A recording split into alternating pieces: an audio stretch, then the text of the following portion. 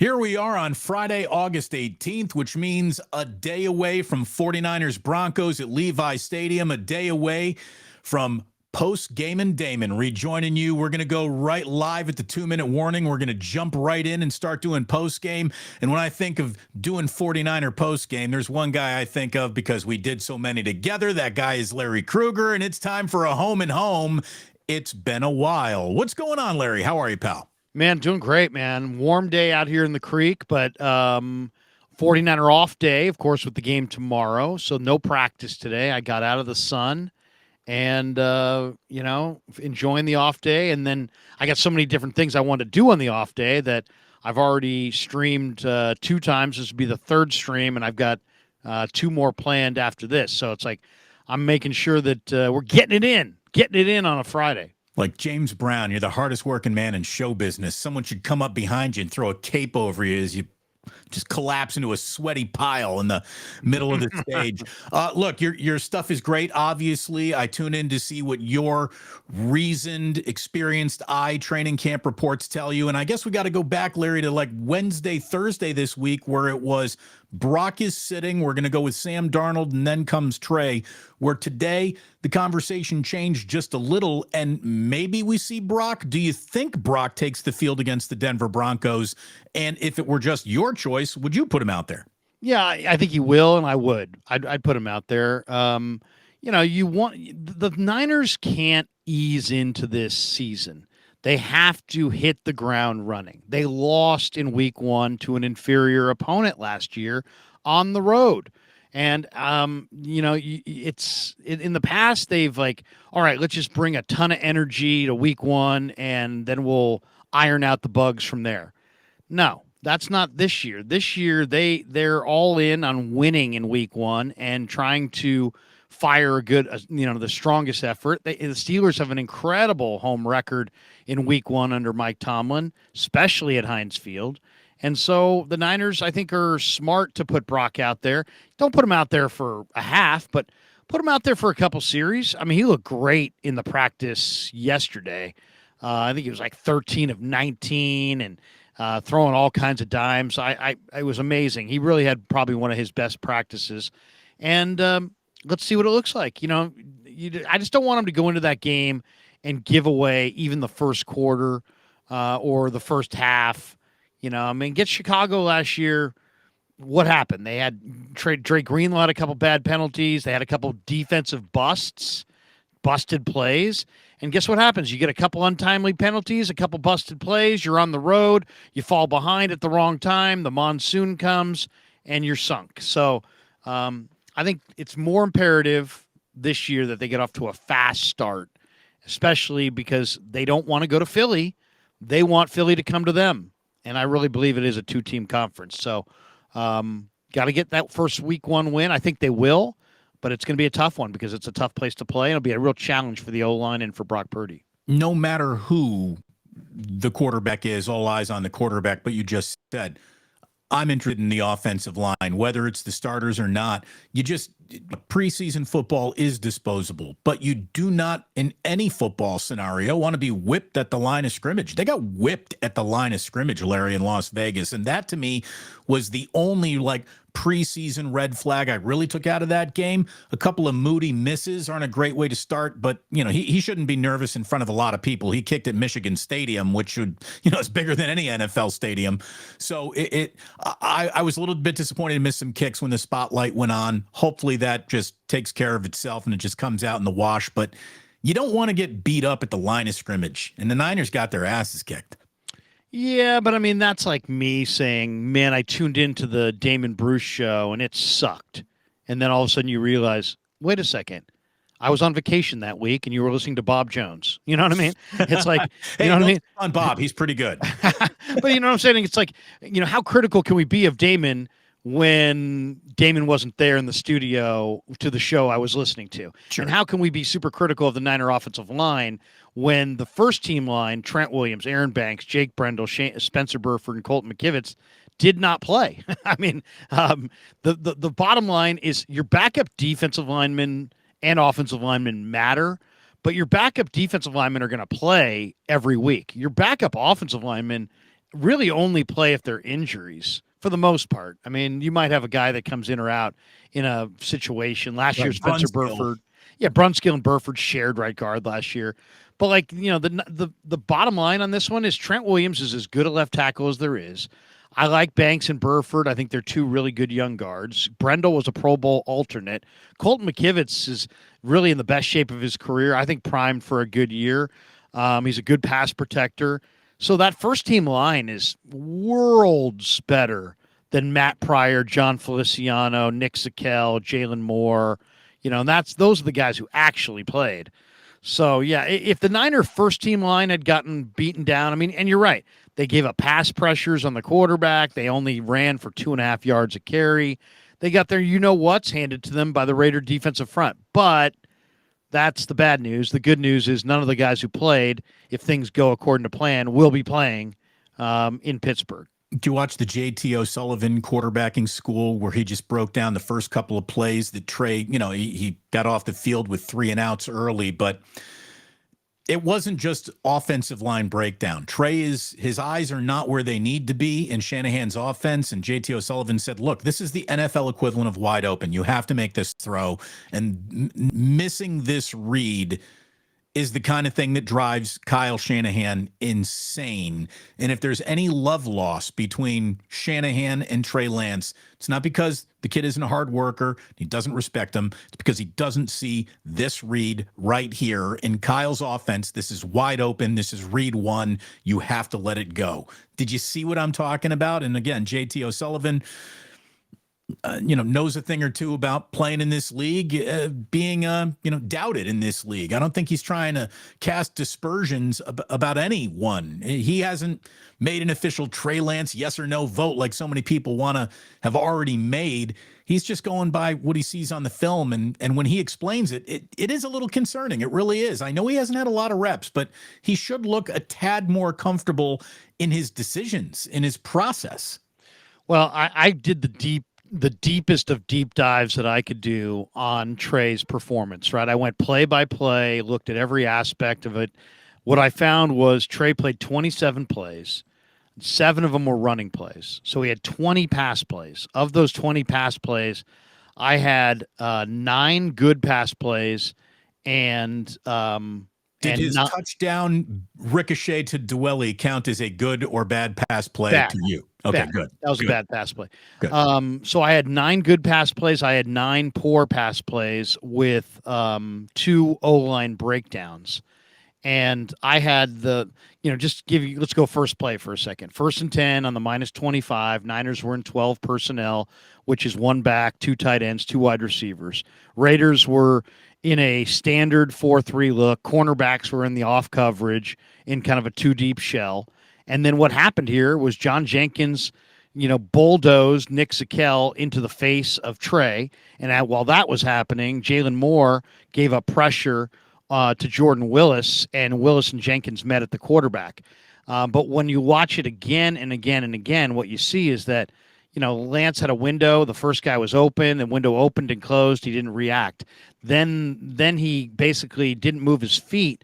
And, once you got pressure in your face on a 3-step drop, I mean, he got sacked between his offensive lineman and the defensive lineman. So that was the first play, and it was a bad play by Trey. He missed the window, and then he didn't react to the pressure in his face. You got to move your feet. And then let's move to play 3. It was a 3rd and 6 play on the 29. Niners in 11 personnel, 3 wides, 1 back, 1 tight end. And the ball's on the left hash. Tight end lined up in a flex look to the right, goes in motion pre-snap. Running back is offset. Lance is in the shotgun. And basically, Lance had Dwelly open to his left on a short out route, and he pump fakes it to Dwelly, who was absolutely wide open, sitting in a wide open zone defense, bracket coverage, and he froze. Lance froze. He didn't get rid of the ball. He took a second sack. Kuntz and Rochelle were in his lap. Pryor and Zakel gave up the pressure, but it was a Lance screw up because he was a step slow with his clock, and the ball should have come out, and he hesitated, and that hesitation is all it takes. So his timing was off. But if you looked at the first 9 plays, they were a lot worse than how he finished. And I just think that you got to account for the fact that talking about the guy's first live action since September of last year, talking about a guy who's super inexperienced. I know people look at those things as weak excuses, but it's just the reality of the situation. I thought he played better football as that game progressed, and I expect him to play better this week against Denver. I really do. If there's one thing that Kyle has told us definitively, he couldn't give a rip about putting on a show in the preseason for He fans. doesn't even game plan. Yeah, no. Well, there is no game planning going into these games, which means they're tough to evaluate from a here's what I think I saw today standpoint. There is no desire in Kyle to say, all right, everyone, we know you're going to halfway fill up Levi Stadium to come out and see, a game that doesn't matter, but I'm going to start with Sam Darnold. Or maybe not. Maybe you will get Brock Purdy for a play or two, but then I do think it's going to be Darnold. Then there's going to say the second half for Lance. And then I tell you, do you think they're going to carry three quarterbacks? I do. I do think they're going to carry three quarterbacks more than they're going to unearth a level of interesting play from Trey Lance that will make him trade bait in the next couple of weeks. I think I know they're going to keep three quarterbacks. I just don't know that it's going to be Trey Lance. You got to remember this. The Niners, Brock Purdy's cheap. As far as, and I don't mean that he won't tip or anything. I just mean that he's inexpensive.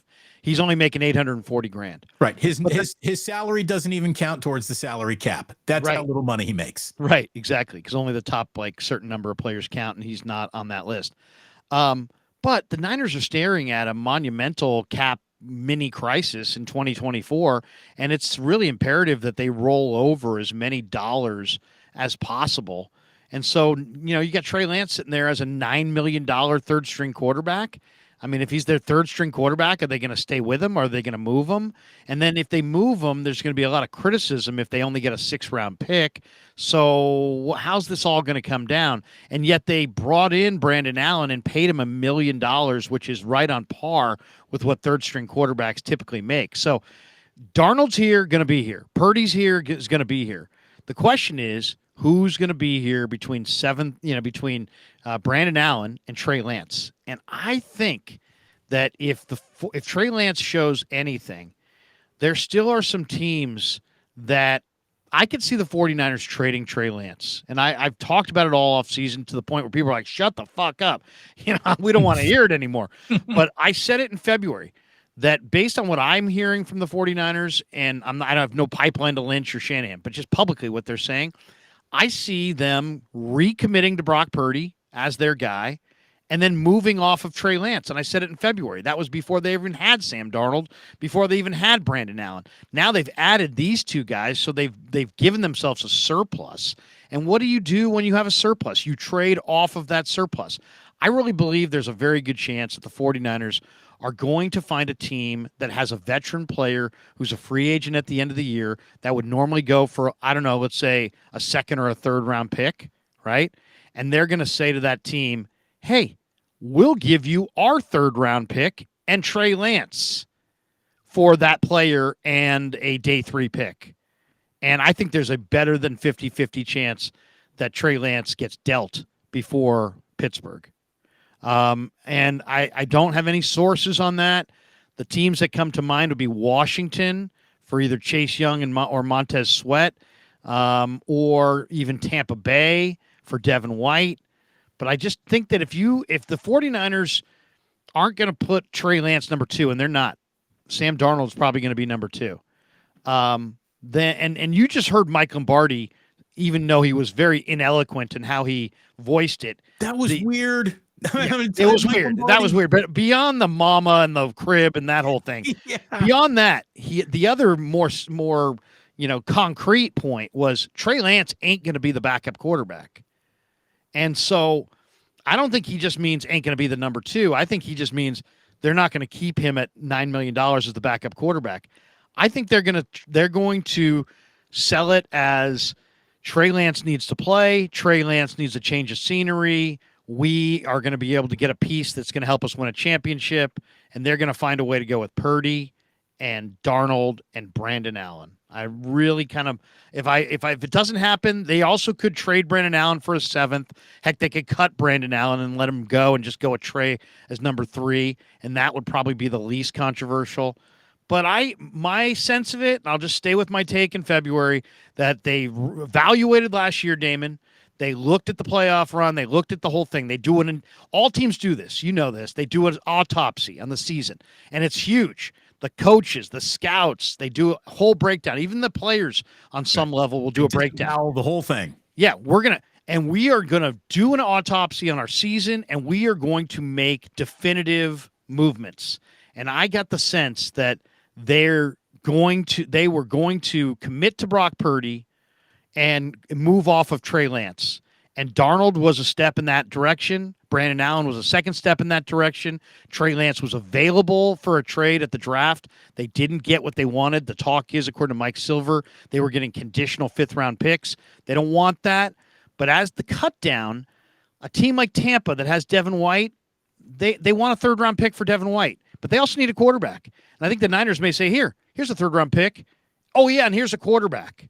Like, they could have gotten Devin White for just a 3rd, but they'll give him Trey Lance in a 3rd and try to get some day 3 pick to go along with it and move on. I really think they're on the verge of doing that. I could be wrong. I thought he would be traded by the draft. It didn't happen, but it wasn't because I was wrong. It was because nobody gave him an offer that was attractive enough. I think here at the cut down, there's a lot of different ways to go about this to make this look differently. I could see Lance moved at the cut down. Let's presume you're wrong. It's Purdy, Darnold, and Lance. Yeah. What do you think of the theory of the Trey Lance that you hoped you might have seen his rookie year, where it was going to be the Trey package? You know, the goal line. He was going to represent the changeup to the normal 49ers offense fastball. What do you think of the chance of Trey Lance being kept on this team and finally, in some way, being unleashed as a razzle-dazzle, didn't expect it, here's something else to consider, and that also protects, you can't protect your starting quarterback. They're in danger of being hurt every single time they're in the game, and you want your starting quarterback in the game because that's the game. But it also then protects Sam Darnold from any exposure, and he turns into break in case of emergency. And Trey Lance finally fills what you thought you might have seen in his rookie year role. I'd say zero chance. To showcase him a little. I'd say zero chance, because one, they tried that with Jimmy in that first year, and it's just like the veterans pushed back and said, no, we don't want that. And also, I don't see a scenario in the red zone that you would be advantaged to take Brock Purdy off the field for Trey Lance. Brock Purdy's accuracy in the red zone is incredible. I mean, his ability to score touchdowns and throw touchdown passes and buy extra time. I mean, he's made it work too. That's the thing. I actually think there's just a world where Brock Purdy moves better on a football field than Trey Lance ever will. Oh, well, first of all, he does move better his 10-yard split is 1.54. I mean, to put that in perspective, Tyreek Hill's 10-yard split is 1.50. So, I mean, he's got unbelievable quickness. You're talking about the quickest player in the league in Hill. I mean, and Brock's right there. So, yeah, I don't see it happening. I don't see it happening for a bunch of reasons. One, I don't think Trey's going to be 2. I think he's going to be 3. Just throwing out ideas. No, I'm not crushing it. I'm just saying because of the structure, you'd have to make him the 2 and Sam the 3. I don't think that's going to happen. And then you'd have to take Purdy off the field. I don't think that's going to happen. And then you'd have to convince the veterans that it wasn't a slap at Brock Purdy, and they've already kind of voiced their opinion. I don't. Even though there's arguments that it makes sense, but like also you say razzle dazzle, Purdy might be faster with a better, more accurate arm. So I'm not sure if there's razzle or dazzle with Trey Lance. At what point will you become concerned Nick Bosa is not reported for duty? Monday. Like in a couple days, because I looked at this a long time ago, and I thought, and I still told you and everybody else, I don't want Nick Bosa until between the 15th and the 20th. Well, today's the 18th, and so the game's tomorrow, the 19th, and then Sunday's the 20th. I'd like to see him sign Sunday or Monday, get a couple days of practice next week, and maybe play a series against the Chargers. If not, just be there on the sidelines, but get a couple live practices in, and Hop in some meetings. yeah, getting some meetings, High five a few teammates. meet a few snap of the new guys. Yeah. I mean, they do. I mean, you got to remember this: D line is just hunt the quarterback, but under Chris Kosaric, he does operate with some really high level games. And when I'm talking about games, I'm talking about stunts and that kind of thing, twists, and there's some coordination that's involved. And it would be nice to have him there for. I mean, he knows how to do everything, but it would be nice to have him there for a couple practices going into that Charger game, and then a full week of practice going into the Steeler game.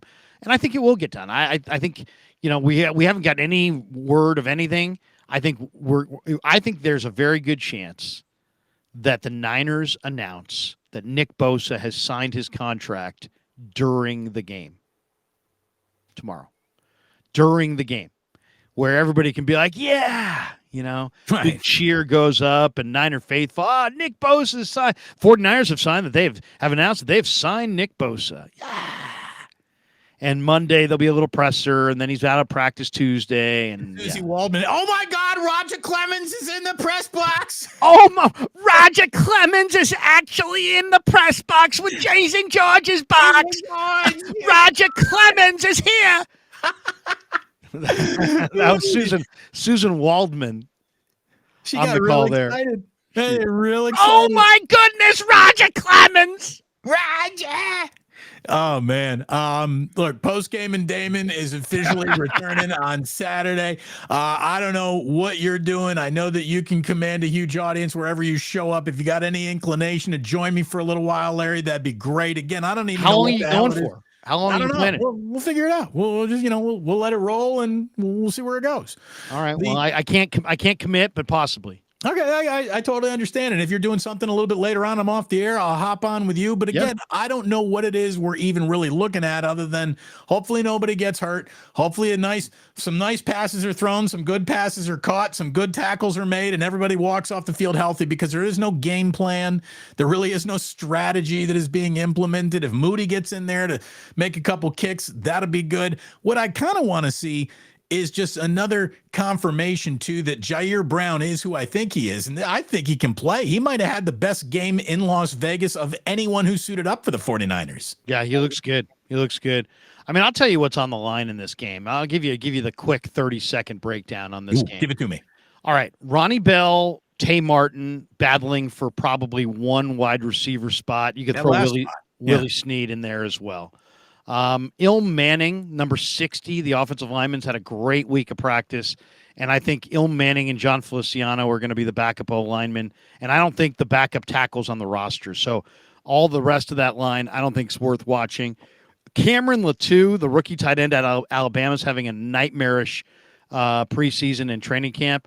Him and Braden Willis are competing. Hold on. Before you keep on going to Braden Willis, Matt Mayoko, who is hardly – someone who tries to package something is exactly. He even said this guy hasn't caught anything thrown at him in the preseason. What is going on there? What's going on is that he's a raw player who used to be a defensive end, and his head is spinning because of all of the complexities of an NFL offense and a Shanahan offense in particular, and especially with the use of the tight end. There's lots of shifts, right? There's lots of motion. It's harder to be a tight end for the Niners than a lot of other teams. You have to be not just a tight end, to be a quarterback, a wide receiver, an O lineman, a tight end, basically anybody but the running back. You have to be really, really, really smart. And even the running backs. I mean, the fullback is the running back went to Stanford, by the way. Right. Yeah. And the fullback who they have went to Harvard, and the backup fullback was a mechanical engineering major at Oregon State. So, I mean, they have some real brain power in that backfield. But my point is just that there's so many shifts and motions. It's so vast. This guy's talented, and he's just fine.